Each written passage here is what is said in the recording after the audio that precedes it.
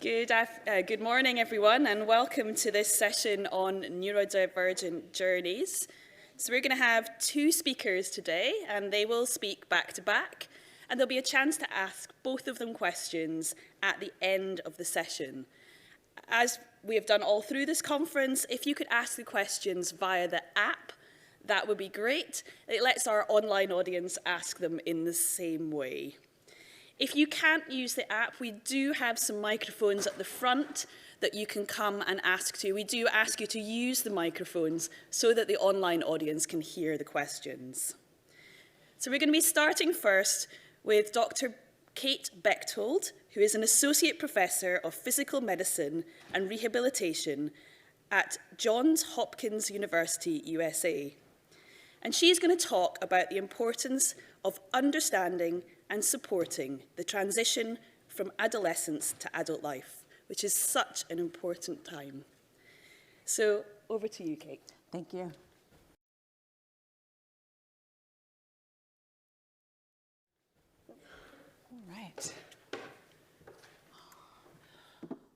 All right, I want to start with, who the hey I am, because it makes a difference of why would I come and talk about this important life transition for our adolescents into this realm of adulthood.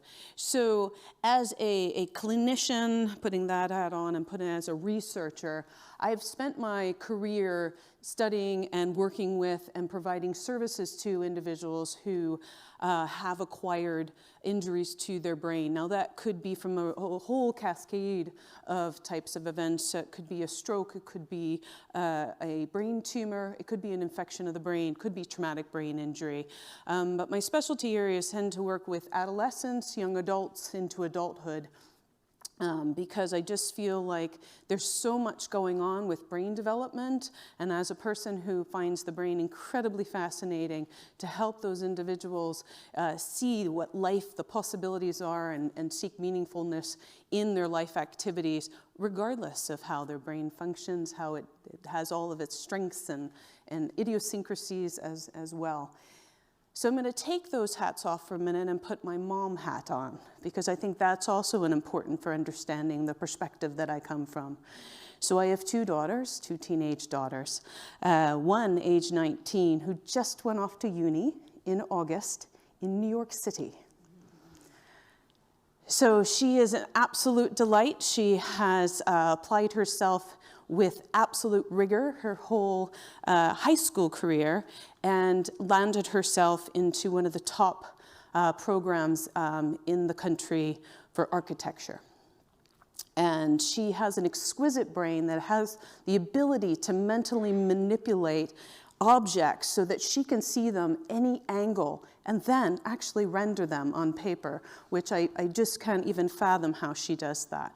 She's incredibly organized and has been able to put everything in its place so she knows where it is, and she really allows herself to get everything done in the day, and there's never been a time when she didn't. It is a joy to be with her because she's just even-keeled, slays back, does whatever she needs to get done, and her space is just beautifully, it's just set up, and she knows where every object is. You'd think she'd be the ideal roommate with somebody that you go, oh my gosh, I don't ever have to worry, she's always quiet, she always takes care of her stuff. But lo and behold, on Sunday, I get the text that says, Mom, my two roommates don't want to be my roommate next year. And that's because Allison is the kind of gal who likes to interact one-on-one. She's not very expressive, unlike me. She did not get that from her mom. And so when it comes to her understanding and navigating in the social world, she really likes to do it more on a one-on-one format. Otherwise, it can become overwhelming for her. And for two, I guess, individuals who have a different approach to the social realm, this was not a match for her.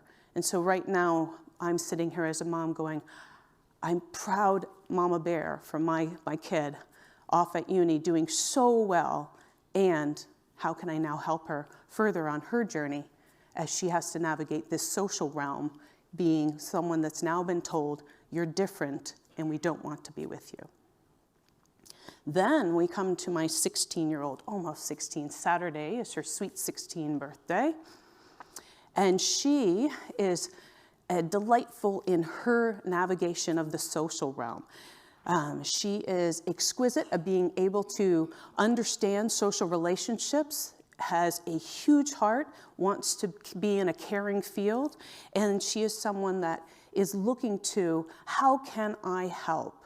And she loves to communicate, has wonderful communication skills, and actually, if you get her on some of the social problems we have in the world, she will debate in a way that's just very eloquent. She loves sitting at the adults at our dinner parties, which is interesting to have a teenager there with all of her perspectives. And her room is a bloody mess. She never knows when anything is. In the morning, she goes into the backpack, and it's like she's now jumped into the TARDIS way down, if anybody's here a Doctor Who fan. And where is it, Mom? Where? I can't find X, Y, Z. Her folder of activities and all of her homeworks looks like someone shoved it in there with vehemence. It's disorganized, and it's just all over the place. And with her, that's when she gets overwhelmed. That's when she says, oh my gosh, I can't handle this. How can I help her on her journey so that she can succeed and make all of those ways that she wants to go and engage in the world? So now I'm going to keep both of those hats on, or all three of those hats on, as we talk about all of these adolescents who have their different dreams and aspirations, their excitements and trepidations, and all that they want to experience out in the world. And those experiences and those questions and those interests and excitements and all the activities they want to engage in are no different than our individuals who are neurodivergent. They're no different than our individuals that have a disability. They all want to be able to go through advanced schooling and of course have intimate relationships, become parents, and be able to do all of the wonderful richness, which is the tapestry of adult life. So in order to do that, though, all of our adolescents are taught certain aspects. And for our individuals who are neurodivergent, have different types of range of abilities and skills, we need to have a more conscious approach to this, even though I would argue that we should be approaching this with all of our adolescents in this way, and thinking about these different life realms. So in my work, what I've done is tried to look at life and put it into categories so it's understandable for my adolescents who I work with, to help them through this, the families, to help them understand, what do I need to be considering? So one is starting with self-management, this lovely organism. How does it work? How do I feed it? What are the rules of thumb so that this life is actually just bursting? Because it's so healthy that it can do what it needs to do. And I'm maximizing brain health by maximizing my physical health. So that's self-management and understanding all of the ins and outs of that. Then life management. Oh my goodness, here, where do I need to be? What do I need to have with me? What are the parameters of it? Is there an agenda that goes with that? So how do I juggle all the balls? And what are the skills and abilities in order to juggle all those balls of life? Home. Everybody wants to have their space, be somewhere that's just theirs.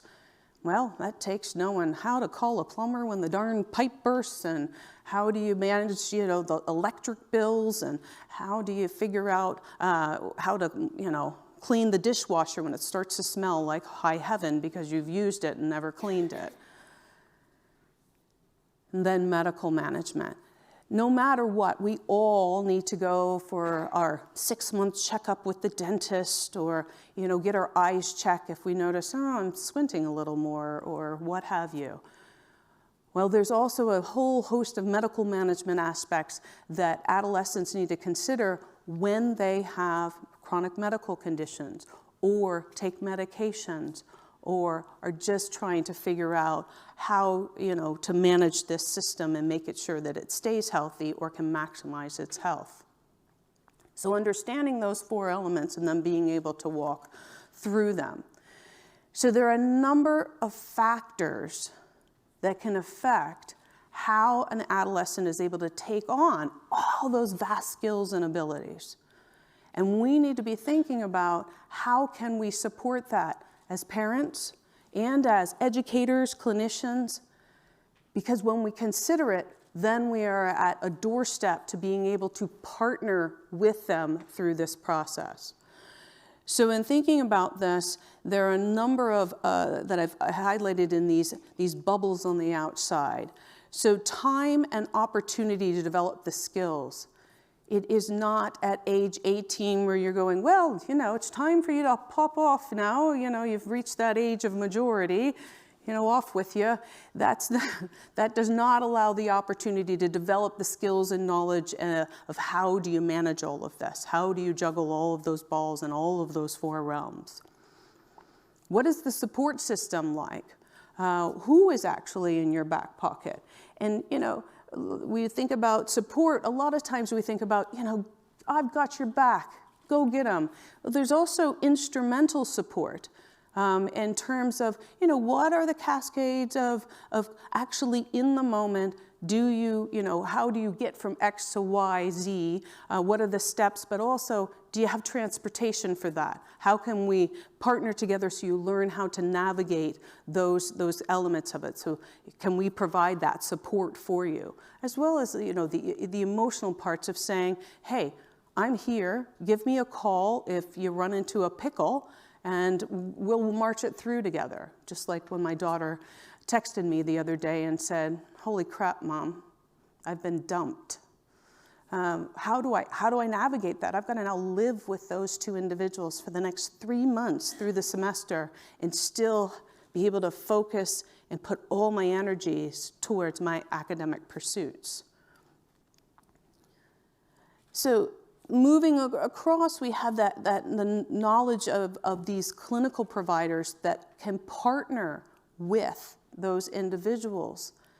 But knowledge is in here when I put on my clinical hat.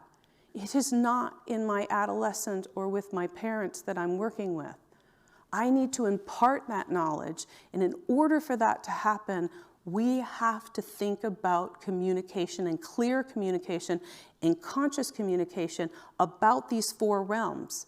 How can we approach this so that they can learn those elements and those skills and abilities, and how can we manage the process so it is approachable, so it is achievable, feasible for those adolescents and their families? There has to be equal opportunity. That means that there needs to be an opportunity for them to go into a vocational setting and maximize their skills and abilities without their other areas that may not be why they were hired for the job, are not necessarily focused in on. Allow them equal opportunity for care and services. Unfortunately, one of the aspects of care and services in the United States is that 1 in 3 individuals with a disability can't get care because providers say, I don't know how to work with you. Can you imagine a young woman who wants to just be like, get out there and they're, evolving in their sexuality and really interested in intimate relationships, but they're being, sort of mindful and saying, well, I might need some contraception or something like that. On a whole, in the United States, women with disabilities, young women, are not even talked to about STDs or contraception because there is a bias that they would not be interested, that they are not sexual creatures. Opportunity, access, actually having not only the physical access, but the mental access, the actual attitudinal access, and making sure there's not attitudinal barriers. And then, of course, the cognitive skills and supports in terms of thinking about what an individual has in terms of their strengths and their weaknesses. And yet we all have them. We all have wonderful skills and abilities that our brain is able to process the information and to remember that we capitalize on those strengths and then compensate or allow for there to be supports in order to minimize any types of weaknesses that are there and through this process. So this transition process is one where do we need to start? I would argue that it needs to start around the age of 12 so that we start to say, hey, you know, looking for a little more responsibility. You're going to, need to be thinking about one day you want to be out there on your own. Well, how do you do laundry? How do you do these pieces? You're going into your dentist appointment today. I'm not going to speak to the dentist. I'll be there as your wingman. I want you to ask one question to your dentist. I want you to start to be your own self-advocate. So starting at age 12, getting those adolescents, those young adolescents, to start thinking about how can they take on and learn those skills in the moment. What are the elements to include? Well, there's a ton of elements to include. And so again, starting young allows the parents as well as the clinicians and other support systems to start thinking about, well, wait a minute, hey, have we started thinking about this and how we can add on one piece of an element so that by the time that they're 16, 17, 18, they're building on those further skills, and it is a collaborative process, that there are multiple team members.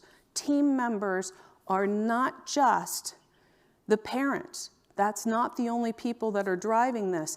It is literally the educators, the clinicians that are working with the people, and maybe other clinicians need to be added. And thinking about also, there's some wonderful wingmen that you can bring along with you, some siblings who happen to have a special, penchant for some area where the person has a weakness. So my 19-year-old calls her younger sister all the time for sort of social advice and navigating particularly the world of relationships. So team members, it really is a broad system, and when you have a broad system, as a person goes through life, they have their continued team that can work with them. So, sort of jumped the gun there, but so this is a broad process that needs to occur over multiple years, and this is actually something that many, many countries have already tried to take a bite out of. And so, in thinking about, well, what do I do? How do I do this? There are resources so that you don't have to sit there and go, okay, wait a minute, life management, self-management, what were those other management areas? What do I do? How do I approach it? It seems so much to bite off. And what are the processes you can take? So there are some literature, and all the resources I've put on here are online. So just as an example, these are resources you can take and pull down about how do you do just even the medical transition part. For example, if you have an adolescent that has spinal bifida, and so they're managing the bowel and bladder issues that can come with that, they're going to need to manage that across their life, and they're going to need to talk to the clinical providers across their life about that. And unfortunately, the typical transition is that when a kiddo gets to the age of whatever it is, 18, 19, there's an aging out process from pediatric services, and then they're dropped. And adult clinicians don't always have the training and education. They're like, I never specialized in that. I don't know anything about that. And so there's a gap in services. Well, helping that adolescent to make that transition and develop partnerships between pediatric and adult providers helps to do that. And so there are guidebooks that can help learn about those processes and give you some information and guidance on where to go.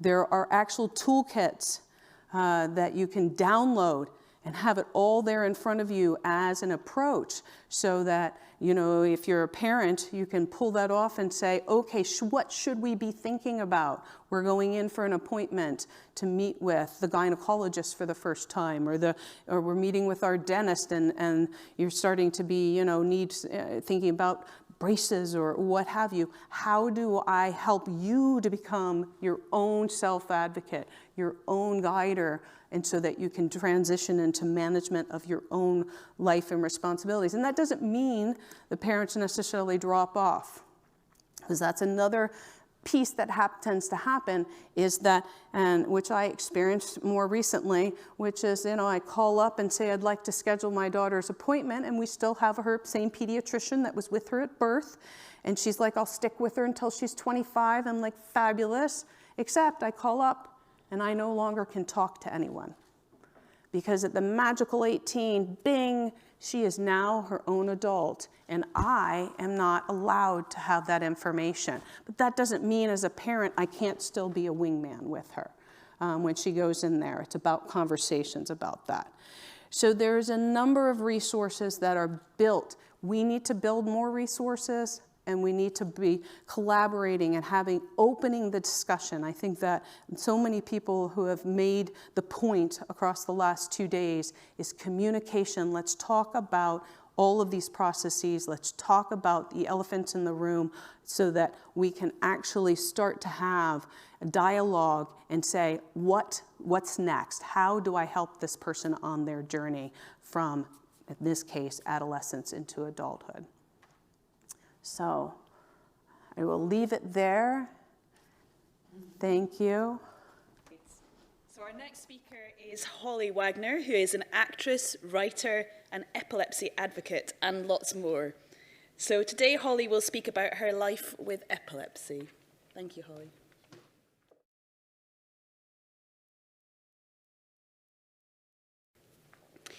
Hello. As you all know, my name is Holly Wagner, and I am an actress, writer, the voluntary head of social media for the Muir Maxwell Epilepsy Centre, and an epilepsy advocate who just so happens to have epilepsy. Today, I will be giving you all a personal insight into what it is like to live with a condition. I always believe the best way to connect with people is through personal experience stories, showing a little vulnerability and honesty to help others understand and empathize better. This is the first time that I have shared this story in public like this, so here it goes. It's an average Monday morning in October 2007. I'm 13 years old. The night before, we'd got back relatively late from a family holiday. I'd realised I'd left my glasses on the plane, so I had to call the airline to see if they'd been handed in. I was quite stressed, as I hated having to do these types of phone calls. I don't really think anyone particularly enjoys them. The ones that take you through multiple options and play annoying hold music while you slowly start to lose the will to live. My dad was upstairs, and I remember getting through the first few options and then being put on hold. I just seemed to blink, and the next thing I knew, I was lying in the middle of the floor of my dad's study with 2 paramedics beside me and my dad looking on concerned. They were talking, something about me shaking. My finger was pricked by something sharp. I couldn't move. My body felt so heavy, like lead. I couldn't even raise my arm. I was scared, but I was so tired and my brain felt foggy. I began to pick up more of what was being said. According to my dad, he'd been upstairs and heard a loud thump. He'd called down to me, but I didn't respond. He came down to his study and found me lying on the floor, convulsing. He guessed overall I'd convulsed for maybe 2 minutes, and it took me 10 to 15 minutes to regain full consciousness after that. It was disconcerting hearing that. I had no recollection of it. It then took me another 10 minutes or so until I was able to actually stand and walk. I was taken to hospital to get checked out, but was told it was probably a one-off seizure. I was sent home, but was tired for days afterwards, and I just slept for most of it. That's pretty normal after a seizure, as it puts your body through a lot in a relatively short space of time. So naturally, your body can need time to recover. I'd just like to pause here in my story to clarify a few things for people who might not know much or anything about seizures. A seizure is a disruption of electrical signals in the brain that result in sudden, abnormal, intense, and excess electrical brain activity. When you say the word seizure, most people will probably picture somebody convulsing. This is commonly known as a tonic-clonic seizure. These are the types of seizures that I have, but there are actually many different types of seizures. Some may involve loss of vision and/or awareness, tingling feelings in the arms or legs, or daydreaming, just as a few examples. Going back to my story, a few months have passed. I have a present to wrap for a friend, and the wrapping paper is on the top shelf of a cupboard, so I grab a chair to stand on. As I get down off the chair, a thought flashes through my mind very quickly. Oh no, I'm going to have a seizure. It was the strangest feeling. I was actually aware of myself falling to the ground as I was losing consciousness and as this thought crossed my mind. I can actually still picture it vividly, seeing the top of the stairs on the landing as I was falling to the ground. Like last time, I opened my eyes what seemed like a second later as a paramedic was entering the room. So that was my second seizure. I was referred to a pediatric neurologist and received an EEG, a test that records electrical brain activity. Small electrodes, sensors, are stuck onto your scalp with a special glue or paste, and the electrical signals are recorded on a machine and monitored by a specialist. For my EEG, lights were flashed in front of me that started off as very slow pulses, but that gradually increased in frequency and intensity. This was to test whether my epilepsy was photosensitive, which it wasn't. It was after my EEG that I was officially diagnosed with epilepsy, a brain condition in which there is a tendency to have repeated seizures.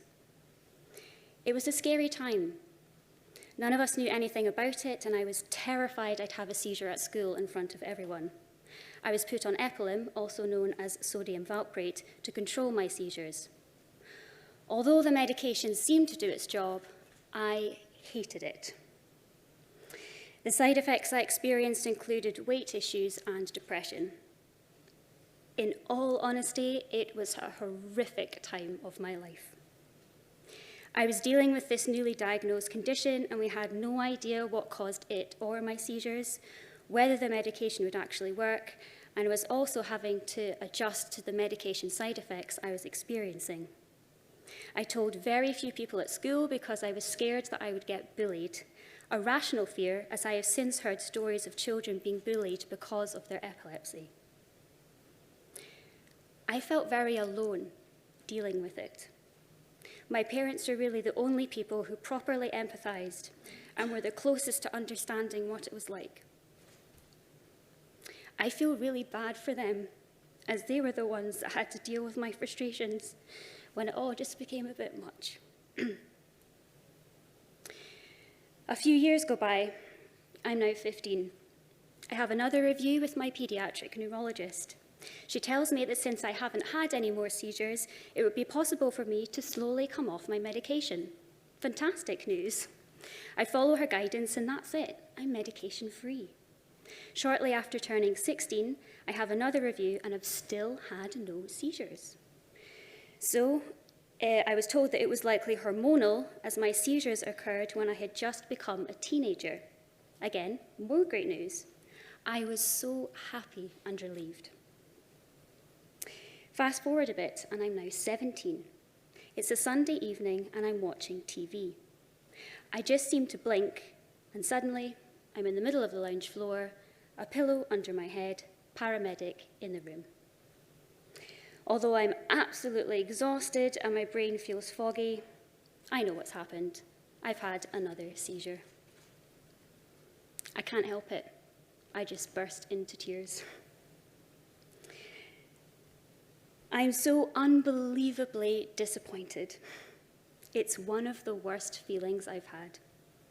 To be told I basically don't have epilepsy anymore, have just over a year go by and then have another random seizure and realise that clearly I do still have epilepsy is an incredibly disappointing shock. Due to my age by then, sodium valproate was not an ideal choice of medication to go back on. As I'm sure some of you will know, it is a medication that can cause harm to babies during pregnancy, but I didn't want to have to deal with the same side effects again anyway. Therefore, this time, I was put on Keppra. I adjusted to this over time and learned the main side effect of it for me was tiredness. Since I would be starting university soon, I took a little more interest in researching epilepsy and learning any adjustments I might need to make to my daily life, which included watching how much alcohol I drink. Obviously, perhaps not the most ideal thing in terms of the social side of uni life, but, not the end of the world. Ensuring that if I had a late night, that the next day I rest and maybe try to catch up on some sleep. Another thing I was told to be wary of was stress, as this can be a seizure trigger.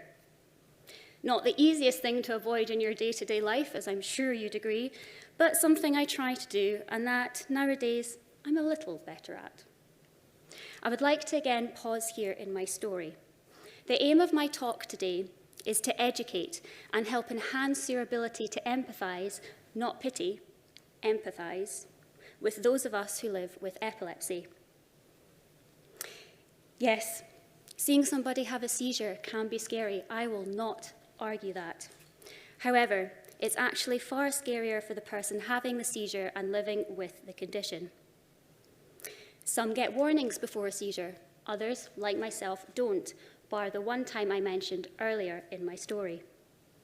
Some people know exactly what causes their seizures. Others, like myself, don't. We can just guess.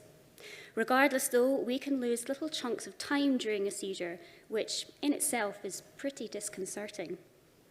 We can always have that little nagging fear at the back of our minds that we could have a seizure at any time, and sadly, getting more serious for a moment, sudden unexpected death in epilepsy, also known as SUDEP, exists.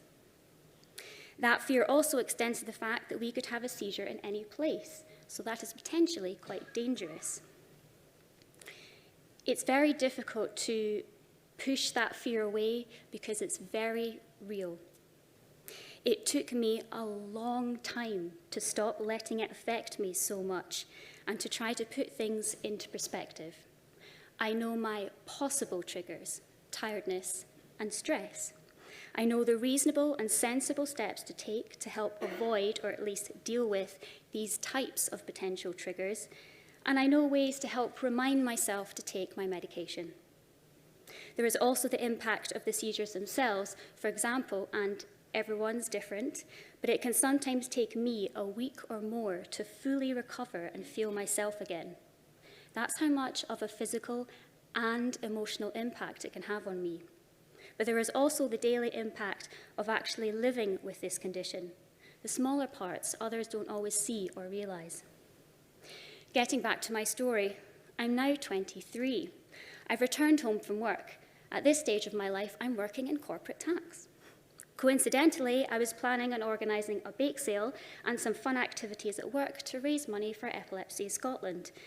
But hardly anyone at work knew I had epilepsy because, as I mentioned in my promotional interview for this talk, I prefer that people get to know me as a person first before I tell them I have the condition, because I don't want that to be the first thing they think of when they think of me. But also, my epilepsy wasn't affecting my ability to do my job, so only the relevant people knew. But I decided it was probably time to be a bit more open about this.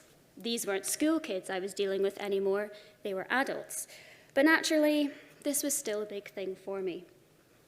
Unfortunately, whether it was related to the stress of this or not, I ended up having a seizure in the early hours of the morning. The only difference was that it had been, what I would later find out from my neurologist, a nocturnal seizure, which is when you have a seizure in your sleep. As you can imagine, this was incredibly disappointing. I'd gone almost 6.5 years without a seizure. What made things worse this time, though, was that I now had to properly consider and research SUDEP as a potential risk with nocturnal seizures is that you could suffocate, for example, if you were sleeping on your front when the seizure occurred. This made me terrified to go to sleep for a while. However, I was told about anti-suffocation pillows, so I got 2 of those, and this helped to at least reduce my fear. Another unfortunate thing about this nocturnal seizure was that it seemed to cause horrendous migraines, which went on to impact me pretty much right up to this day, though they were at their most intense for the first few years after. The dose of medication I take at night was then increased to help protect against further nocturnal seizures. A few months later, however, I made the decision to change careers to something that might suit my personal health circumstances at the time a bit better. For example, something that might involve less screen time, as computer screens were a contributing factor to my migraines. This was when I decided to return to acting, a childhood passion of mine after attending Stagecoach Theatre Art School and the Lyceum Youth Theatre and performing in a BBC Radio 4 comedy series and on stage at the Edinburgh Playhouse Theatre when I was younger. I've been quite lucky, as epilepsy and medication side effects can sometimes impact a person's memory, which obviously would not be ideal for an actor in terms of memorizing lines. However, this has not been the case for me, and my ability to learn lines has remained unaffected. I would say the most demanding thing for me about having the condition and pursuing an acting career is potential long days either on set, stage, or in rehearsals. However, as I love acting so much and want to give myself the best chance, I have slowly been experimenting with different projects and building up my capacity to cope with longer hours to the point where I feel much more confident about it. I think that often the more you fear something, the bigger a barrier it can become in your mind. At the end of the day, any role I've had or will have, I'd put all of my effort into, regardless of if I started to get tired due to my medication. And I think that's what's important. Once I decided to be a bit more open about my epilepsy, I really started to become an advocate for people with the condition. We have a lot to navigate and deal with, whether it's medication side effects, social impacts, or the actual seizures themselves. Epilepsy can also result in difficulties in learning and/or behavior. However, sometimes people with the condition face certain barriers that they shouldn't have to face, in my opinion. Several years ago, I started up #EpilepsyChats, which is a monthly Twitter chat where a different epilepsy-related topic is chosen and discussed each month based on what the online epilepsy community is interested in chatting about. I created this chat to give those with the condition, their families and friends, associated charities and medical professionals the opportunity to network, share experiences, and give each other tips. For example, if somebody was struggling with how to manage their medication side effects, others have in the past suggested things that might help. I've got to know some incredible people through this. But I've also heard some awful stories. People being bullied, unfairly treated or isolated purely because they have epilepsy, a condition they can't help having. This is not just children either. Some adults have been unfairly treated by their employers as well. Naturally, I understand that there are some specific jobs that are perhaps a bit too dangerous or unsuitable for people with epilepsy if, for example, they have daily seizures. However, it's worth remembering that, firstly, everybody with the condition is different. The person will often know themselves what they can and can't handle or do, as they'll have likely had many conversations with their neurologist beforehand and will have an understanding of what their body and brain can handle. So please, don't be put off by the word epilepsy. And that's not just for employers, but for everybody. I believe that fear and discrimination can often come from a lack of understanding and empathy, which is why I think raising awareness, such as through conferences like this one, is so important, in my opinion. Today, I've been trying to shed some light on the struggles that a lot of us with epilepsy face that are perhaps more hidden or unknown. I've come to know lots of really talented people with the condition in various lines of work, from creatives to athletes, and these people are obviously just as capable at doing things others without the condition can. It's just that they might need the odd adjustment here and there, and that should be okay. Everything they do despite having the condition, which is why I think they deserve so much credit. I've said this in my promotional interview and many times before, but I will say it again. We may have epilepsy, but epilepsy does not have us. So I hope you all go away today feeling more confident in your understanding of the condition and how it can impact people on a daily basis. But I also hope this talk leads to more acceptance and accommodation towards people with epilepsy. Thank you. We have a couple of questions on the app, but there is still a little bit of time. So if you do have a question for either of our speakers, please can you submit that via the app. I just wanted to start with one for Kate. If there was one piece of advice that you would give to a clinician who was supporting young people in their transition to adult life, what would that be? This probably applies both to clinician and educators, is open the discussion of, say, you know, what skills would I like you to think about in terms of learning to manage your condition or your life or what have you. And so open that communication. So don't be afraid to ask, and there's no taboo topics. So being able to look at that individual and say, you've got this big life ahead of you, and you are going to need to develop all sorts of skills to manage it. So let's start talking about those particular skills. And all of this is rooted in communication. And as clinicians, I'm hoping that the word is starting to get out about a communication approach called motivational interviewing, in which clinicians are armed with a way to have come to the conversation with a spirit of openness and acceptance, and that facilitates that the person that you're talking with truly understands what information you're trying to convey, and you truly understand what information they're trying to gain.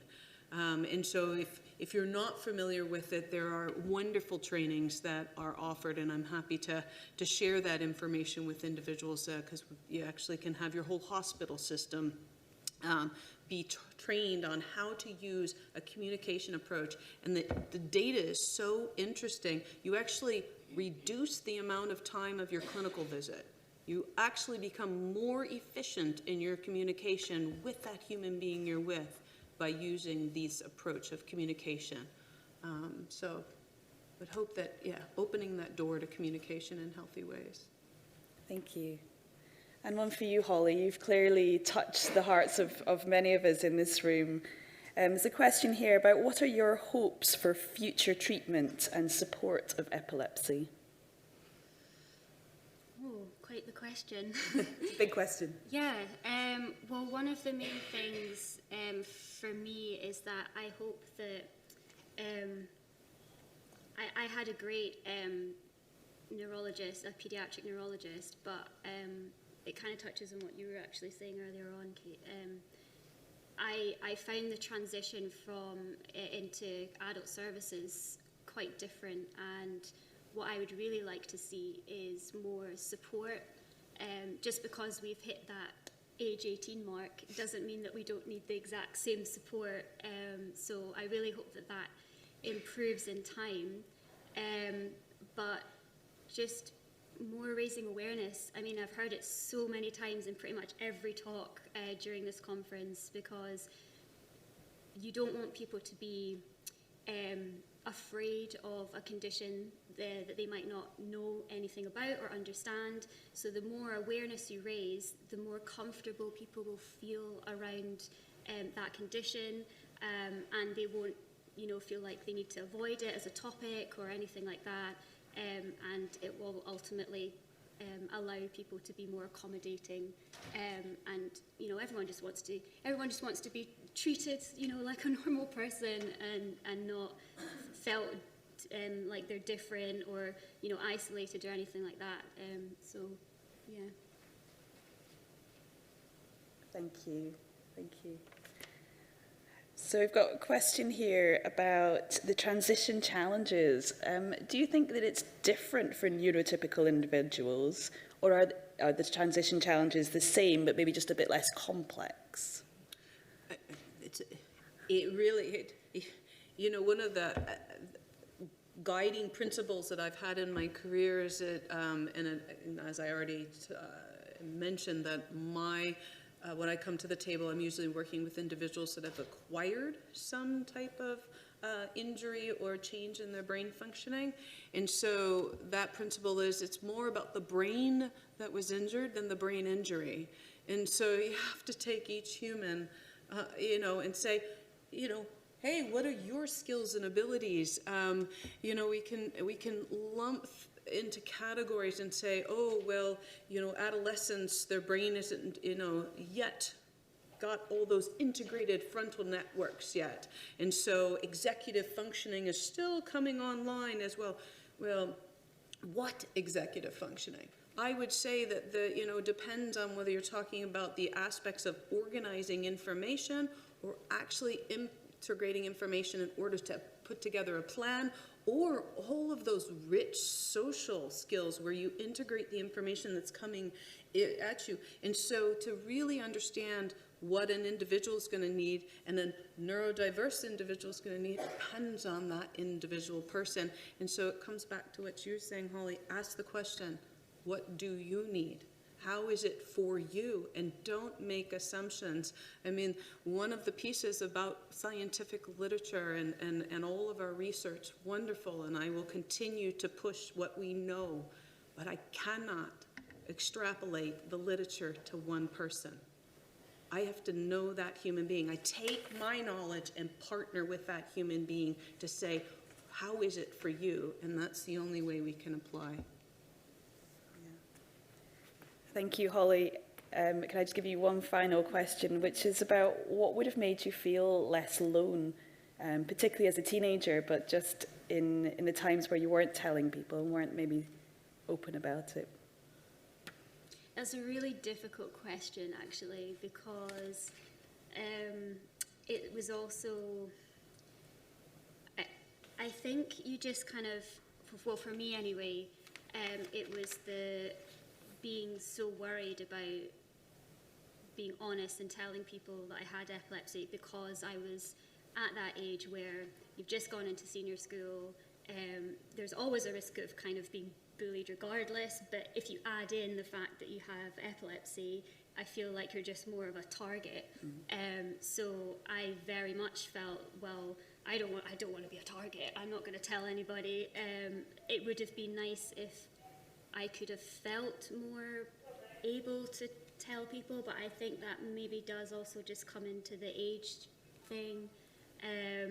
So it's a difficult one, but I think that nowadays younger people are being more open about any conditions that they do have at school, and I like to think that there's been an improvement in how they're treated at school. It's hard for me to say because obviously it was quite a long time ago that I was at school now, but I feel like there's been at least a little bit of improvement.